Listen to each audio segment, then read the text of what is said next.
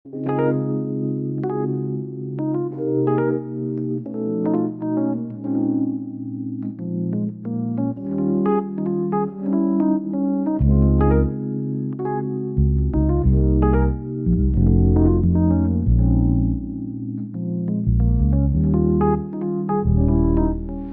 Sobat Sound, saya Jufikir Ahmad. Pada bulan Januari 2025 lalu, BYD Indonesia launching luxury brandnya yaitu Denza. Dan juga BYD Indonesia launching mobil dari luxury brandnya ini yaitu Denza D9. Waktu launching Denza D9 ini bisa dibilang fenomenal ya, karena dia mewah dan juga canggih. Tapi yang gak kalah penting dari Denza D9 ini adalah harganya, yaitu gak sampai 1 miliar. Sekitaran 950 juta. Jadi Denza D9 ini merupakan mobil listrik yang fenomenal ya.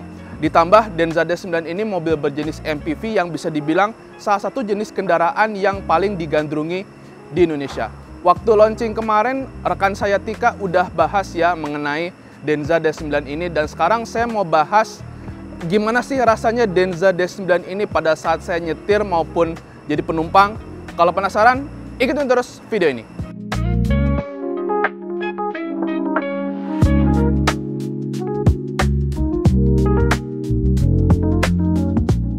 Sebelum saya merasakan Denza D9 ini, saya mau review singkat ya.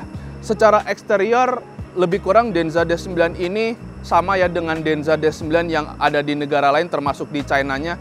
Cuman bedanya berhubung ini spek Indonesia, setirnya udah setir kanan ya, sementara spek China itu setir kiri yang pernah ditampilkan waktu di pameran IMS tahun lalu. Dan juga untuk Denza D9 ini yang masuk ke Indonesia ini secara eksterior sama ya, dimensinya pun lebih kurang sama lah kayak MPV luxury kompetitor yang udah lama terkenal di Indonesia. Dan juga untuk Denza D9 ini ada sedikit perbedaan ya di spek mesin kalau dibandingin sama Denza D9 yang waktu itu pernah mejeng di IMS tahun lalu. Dan nanti ini yang saya jelasin. Oke, jadi ini untuk eksteriornya. Sekarang kita mau lihat interiornya.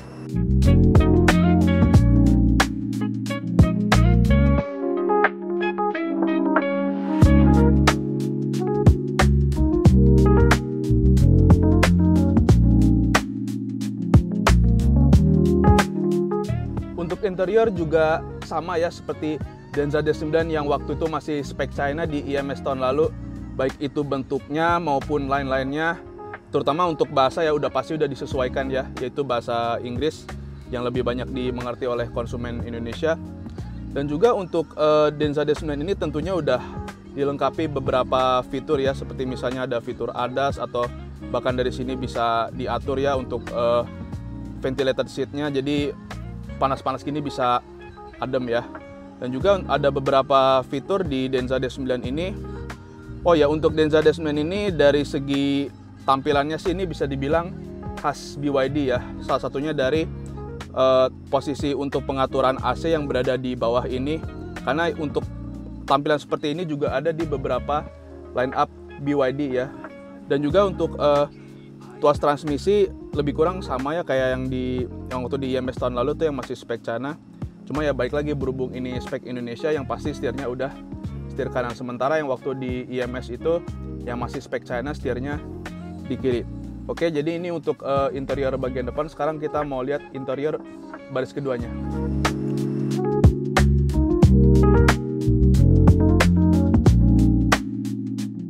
Jadi seperti ini jok baris keduanya Denza D9 ya. Lebih kurang sama ya kayak Denza D9 untuk spek China yang sempat tampil di IMS tahun lalu. Denza D9 ini untuk pengaturannya udah bukan cuma elektrik tapi juga lebih terpusat ya, yaitu berada di sekitaran ini. Nah, untuk pengaturannya ini juga kayak smartphone ya, slide up to unlock the screen. Jadi ada ada semacam kuncinya biar lebih secure. Dan juga di tombol ini ada beberapa pengaturan ya, ada massage, di sini ada kursi pijat ya. Jadi kalau sobat sound mau belok kemana-mana, terus ada adjust juga bisa diatur juga untuk kursinya, untuk lumbarnya terutama ya. Dan juga di sini ada ventilated seat. Jadi meskipun di luar panas, dengan adanya fitur ini bisa lebih adem ya. Ditambah ada tray meja juga di sini. Jadi kalau sobat sound mau ngetik atau mau makan, minum, ada tempatnya di sini. Jadi ini lebih passenger oriented ya. Dan kelihatannya di sini ada panoramic roof ya. Cuman untuk panoramic roof-nya ini kelihatannya sih mesti diatur dari layar multimedia ya. Oke. Jadi ini untuk jok baris keduanya. Sekarang saya mau coba duduk di jok baris ketiganya. Untuk duduk di jok baris ketiga cukup lega ya. Asal jok baris keduanya agak maju ya, atau dimajuin posisinya. Dan uniknya untuk jok baris kedua, untuk yang jok di sebelah kiri ini, pada saat tadi tekan tombol maju, jok baris depannya juga ikut maju ya untuk sisi penumpangnya. Jadi ini cukup unik teknologi Denza D9 ini.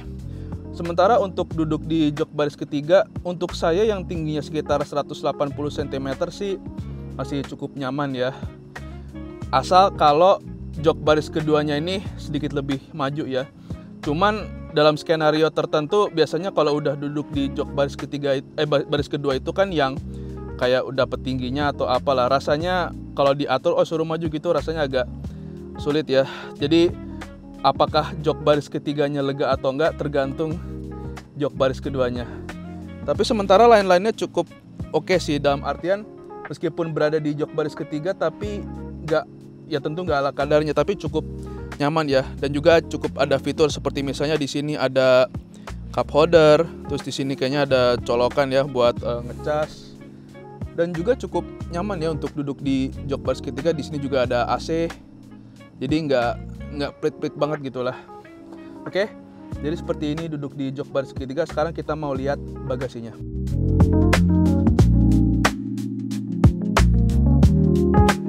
Oke, sekarang kita mau lihat bagasi Denza D9. Bagasinya ini cukup luas ya, dengan jok baris ketiga yang berdiri.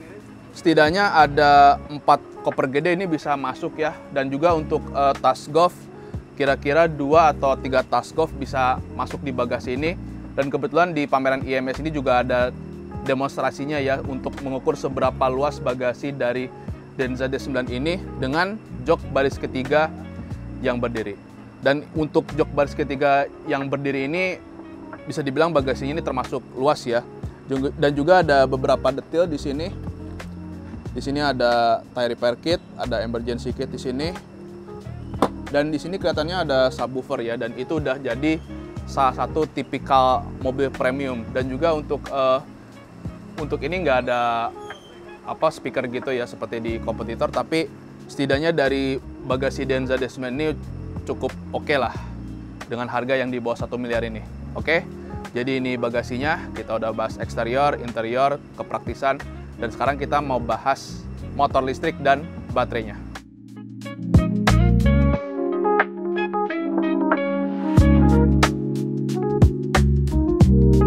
Jadi ini motor listriknya Denza D9 ya. Motor listriknya ini cuman ada di depan, yang artinya Denza D9 ini berpenggerak depan. Beda dengan Denza D9 yang waktu itu sempat majang di IMS tahun kemarin, yang spek China itu dia all wheel drive ya, yang artinya motor listriknya ada 2 ya, depan sama belakang. Sementara yang masuk Indonesia ini motor listriknya cuman ada di depan aja. Nah, untuk tenaganya ini dia 230 kW ya. Kalau di PS itu sekitar 312 PS. Torsinya itu dia 360 Nm.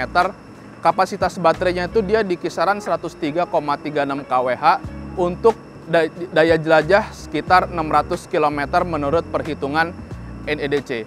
Oke, kita udah bahas eksterior, interior, praktisan, dan juga motor listrik beserta baterai.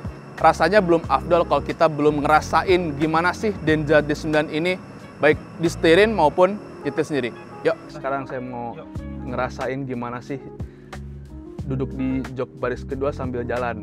Impresi pertama saya duduk di jok baris keduanya Denza D9 ini, yang pasti rasa mewahnya itu benar-benar berasa ya. Ya seperti dengan teknologi ya, seperti misalnya untuk atur jok itu bisa diatur dari tombol. Dan ternyata di sini juga bisa ngatur yang lain gitu. Seperti misalnya di sini ada buat musik, ada jok, ada AC, lampu, ada kulkas malahan. Terus ada sunroof juga, ternyata bisa diatur di sini. Awalnya cuma di layar multimedia doang, ternyata di sini juga ada. Terus di sini ada setting, ada lock screen time juga, ini udah kayak HP. Di sini ada lock. Nah, untuk sunroofnya ini bisa diatur dari sini juga, ternyata ini udah kebuka. Coba kita tutup. silau kita tutup. Kalau udah enggak ya kita buka. Nah, sekarang kita buka.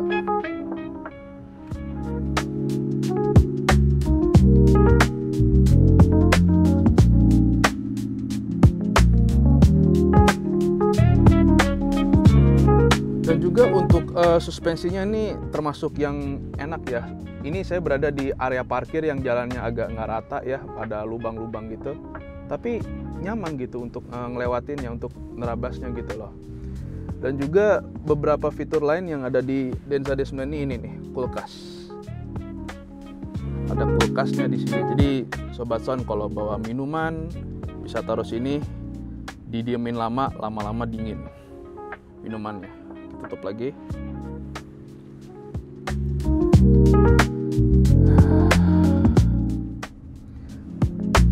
Jadi Denza D9 ini mewah, canggih, tapi dengan harga yang relatif terjangkau ya.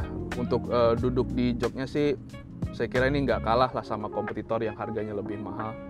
Sementara Denza D9 ini listrik yang lebih canggih dan juga bantingannya termasuk enak ya. Pada saat tadi lewat, nah ini goncangan juga nggak terlalu ngegoncang banget ya, bener-bener padat, solid gitu. Intinya wah ini Denza D9 ini bener-bener premium banget. Wah ini beloknya kencang banget nih dan masih berasa nyaman. Ya memang ada badan udah mulai goncang tapi enak.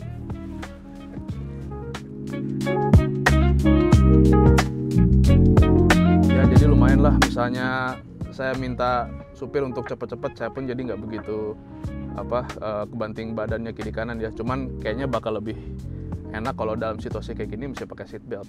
Jadi badannya biar tetap, ini karena saya nggak pakai seat belt aja gitu, jadi lumayan berasa. Mestinya kalau pakai seat belt sih nggak akan segoyang ini. Coba saya pakai seat belt.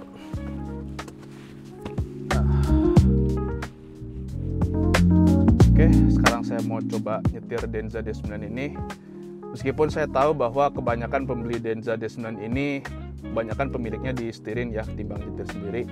Tapi satu waktu ada satu momen di mana yang punya mobil ini harus nyetir sendiri, terutama kalau supirnya lagi nggak bisa datang. Seperti misalnya kayak waktu weekend jalan-jalan sama keluarga ya, mau nggak mau yang punya mobil kadang-kadang harus nyetir sendiri mobil ini. Oke, sekarang kita coba.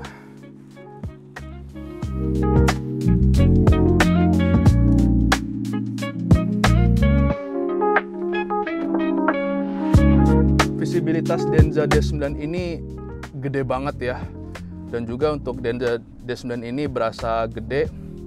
Sementara untuk kap mesin saya juga bisa ngelihat dengan jelas, yang artinya mobil ini cukup oke ya dari segi driving position, cukup commanding.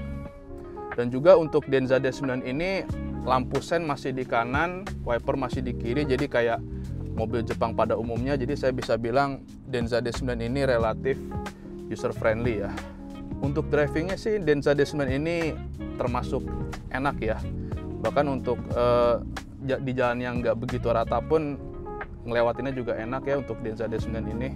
Dan juga dari jarak pandang Denza D9 ini termasuk jelas ya, mau itu ngelihat bagian depan, bagian samping, spion juga bisa kelihatan dengan jelas. Meskipun di sini udah ada kamera, tapi kelihatannya kalau nggak ada kamera ini aja udah cukup jelas ya. Ditambah ada kamera ya makin lebih enak gitu loh. Denza D9 ini juga termasuk yang stabil ya, pada saat menikung kenceng, nyaman buat pengemudi. Di sini ada mode sport. Kita coba tarikannya. Oke. 1, 2, 3. Wow. Not bad, not bad, not bad.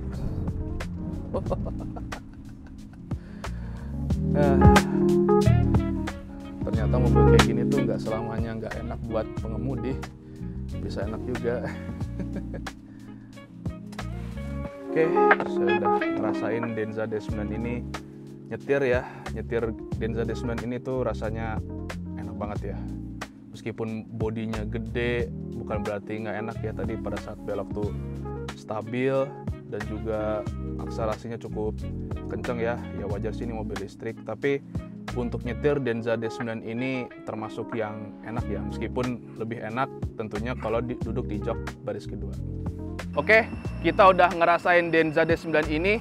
Jadi Denza D9 ini memang lebih berorientasi ke penumpang ya, karena di baris kedua itu banyak fitur di joknya ya, seperti misalnya bisa diatur ke depan ke belakang, sama ada panoramic roof, dan juga ada kulkas dan sebagainya. Jadi untuk Denza D9 ini lebih memanjakan penumpang di baris kedua. Tapi untuk nyetirnya sendiri Denza D9 ini juga enak ya. Tadi pada saat saya test drive itu akselerasinya juga lumayan kencang dan juga di tikungan stabil, bantingannya juga enak. Jadi Denza D9 ini cocok buat Sobat Son yang sehari-harinya disetirin dan weekend ini nikmatin mobil Denza D9 ini, mau itu jarak dekat maupun jarak jauh. Tapi untuk dengan driving seperti ini, jarak jauh sih rasanya enak ya, meskipun kalau jarak jauh itu salah satu yang harus diperhatiin yaitu SPKLU-nya ya. Oh ya, untuk Denza D9 ini tadi setelah saya coba, untuk layar multimedianya ini dia nggak bisa diputer kayak BYD ya.